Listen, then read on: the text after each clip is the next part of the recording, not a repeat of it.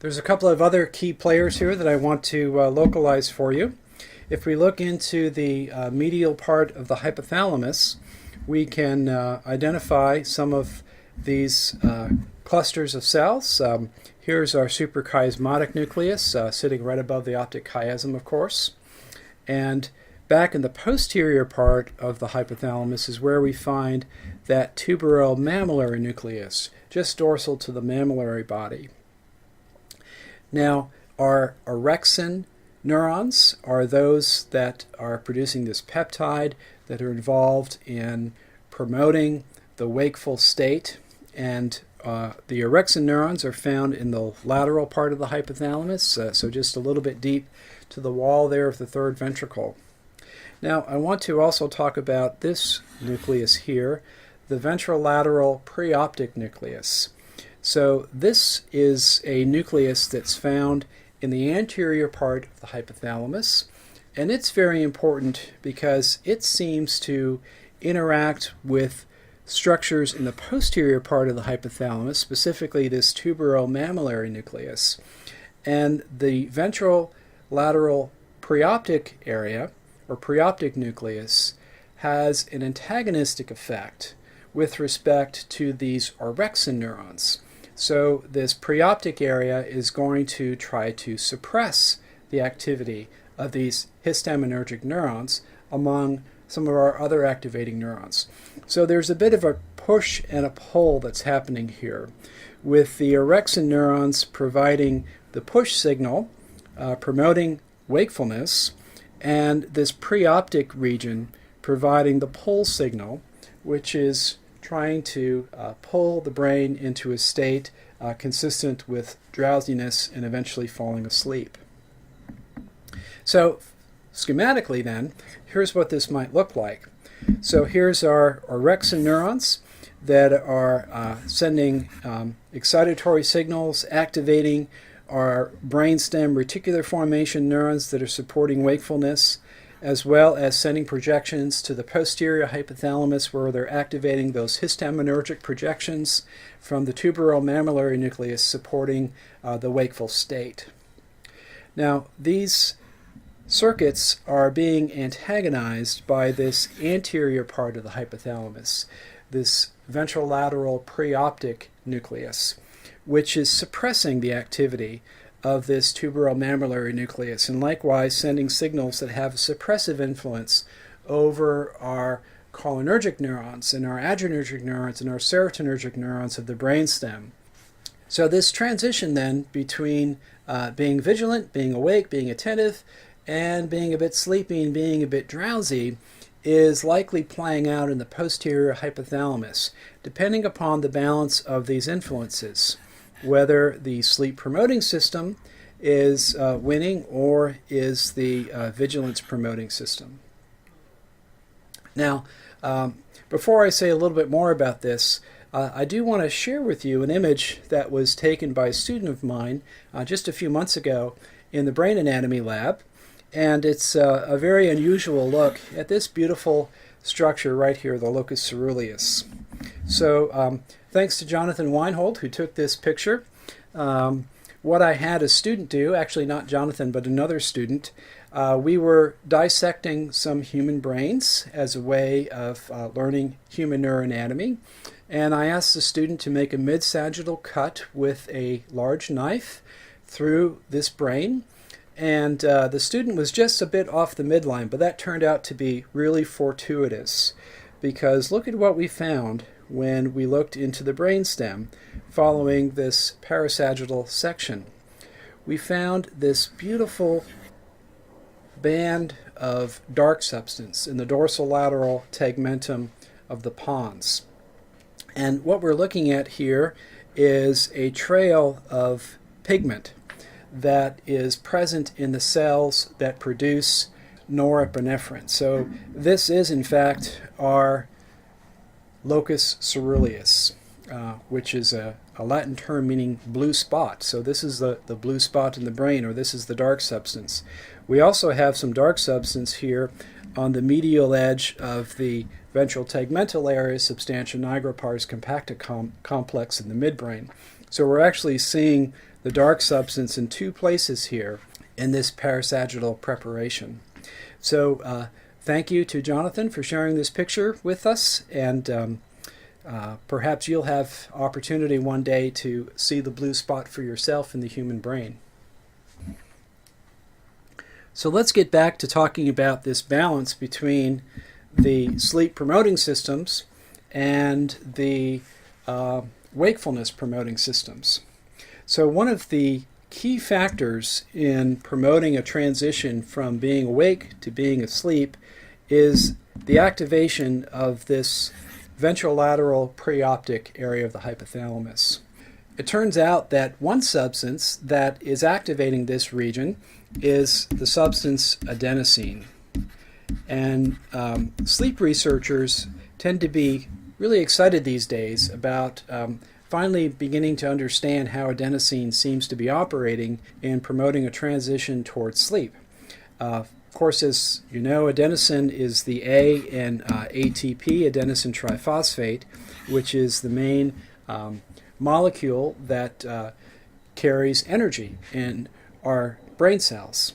So as that phosphate group is cleaved, energy is released, and that energy can be used to support a whole host of metabolic function within brain cells. Well, as it turns out, we think, as our brain cells are active during the day and energy is being consumed at a higher rate, then ATP is being broken down into adenosine diphosphate and eventually adenosine monophosphate, and then finally free adenosine is available and is released from cells and begins to accumulate in the extracellular spaces. Well, in the region just in front of the hypothalamus called the basal forebrain, there are nuclei there that seem to be sensitive to these rising levels of adenosine. So as adenosine rises in this region of the basal forebrain, it drives activity that is exciting these cells of the ventrolateral preoptic area. So the basal forebrain then seems to play an important role in driving this sleep-promoting system that's coming out of the anterior hypothalamus, leading to a suppression of the posterior hypothalamus as well as these brainstem nuclei that are otherwise responsible for maintaining alertness in the conscious state. And adenosine has been conceptualized as being a thermostat of sorts that is sensitive to the energy that's being consumed by neurons. So as energy is being depleted by these brain cells, adenosine is accumulating, signaling the body to drift off into a state of quiescence, that is, to falling asleep. And as we progress through a typical night's sleep, adenosine levels fall again. So this has led to the hypothesis that adenosine is a kind of energy thermostat in the basal forebrain region that is indicating the expenditure of energy over a very long time scale, the time scale of the daily rhythm. And this accumulating extracellular adenosine then might be one of the proximal factors in promoting a transition from wakefulness towards sleep. Now, it's quite interesting that, of course, human cultures for thousands of years have discovered that xanthines like caffeine and theophylline can block the activity of adenosine on this basal forebrain region. Adenosine binds to adenosine receptors, and caffeine and theophylline block these receptors. So while adenosine is accumulating, the impact of that accumulating adenosine on the basal forebrain is mitigated by the consumption of these caffeinated substances. So those of us that find ourselves quite addicted to caffeine are trying to fight our energy thermostat, and I suspect in the long run that's probably not a very wise lifestyle choice. So perhaps a little moderation is in order here, probably is in my lifestyle for certain. Okay, well, let's now turn to a bit of a closer look at the rhythms that are generated at the neuronal level that are reflected at the macroscopic level in our electroencephalographic depiction of brain waves. So these rhythms reflect a bistable condition of our thalamocortical projection neurons. So these thalamocortical projection neurons basically exist in one of two physiological states. They may be at times in an oscillatory state, or they may be tonically active. And as it turns out, this oscillatory state is the state that we find these cells in as we transition to deeper and deeper levels of non-REM sleep. The active state of body and brain is when these cells are then depolarized out of this oscillatory mode and are in a more tonic active state where they can faithfully transmit information from their input sources through their thalamic relays to the cortical regions that they innervate. Here's a look at these neurons in these two states. So when an animal is asleep and we look at the recordings of membrane potential from a thalamocortical cell, we see that these cells are oscillating in a fairly slow rhythm. There is a slow depolarization envelope that hits threshold and then fires a series of action potentials. And then that leads to a deep hyperpolarization. So this is the oscillatory state. The membrane potential is hyperpolarized, and that hyperpolarization triggers a slow depolarizing envelope that is attributable to the activation of a calcium ion channel. And so this depolarizing envelope is actually a calcium spike, although it's not particularly spiky because it has such a slow time course. But as this depolarizing envelope proceeds, eventually a threshold is reached for the activation of our much faster voltage-gated sodium and potassium channels.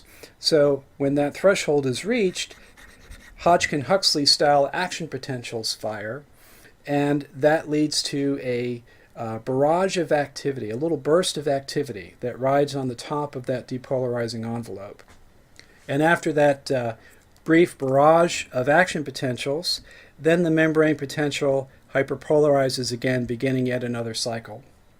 So this oscillatory mode is what explains this slow wave hypersynchronous behavior that can be observed in thalamocortical systems while we fall into deeper levels of sleep. Now this hyperpolarized state is induced by a withdrawal of these brainstem inputs that are otherwise promoting depolarization. So a withdrawal of cholinergic and adrenergic input to these thalamic neurons causes them to slip into this hyperpolarized state where this burst generating mode begins to take hold of the membrane potential of these cells. And when these cells are oscillating, they are not responding to the inputs that they might otherwise convey onto the cerebral cortex. So this oscillatory mode is a means of physiologically disconnecting the thalamus from the outside world. And we think this is quite important because it helps us to not be distracted, not be awakened, not be aroused by stimuli that fail to reach some kind of threshold of activation. So obviously that would be consistent with maintaining a sleeping condition, even with some lower level degree of stimulus in the environment. Now, suppose there is a very strong stimulus in the environment, that may be enough to sufficiently drive afferent activity in these thalamic neurons to depolarize them out of this oscillatory mode. Or it might be sufficient to activate the brainstem systems that promote the waking state. Through one means or another, depolarizing these thalamocortical neurons will shift them out of their oscillatory mode into a tonic firing mode. And we see that here with this gradual depolarization of the membrane potential And in this instance, it was induced by activating brainstem inputs from the cholinergic nuclei and from the locus coeruleus. And after these neurons have been depolarized, now they can respond to sensory stimuli. So this now is a barrage of action potentials that is driven by the presentation of a sensory stimulus to this sensory thalamocortical neuron. So the brainstem activating systems associated with the cholinergic and the adrenergic populations are those that are really critical for inducing this state change in these thalamocortical neurons from this oscillatory mode to this tonic firing mode. The oscillatory mode is a mode where the thalamus is disconnected from the outside world, and the tonic firing mode is when the thalamus is now engaged and ready to faithfully transmit signals that it receives through the ascending sensory pathways that are running through the thalamus.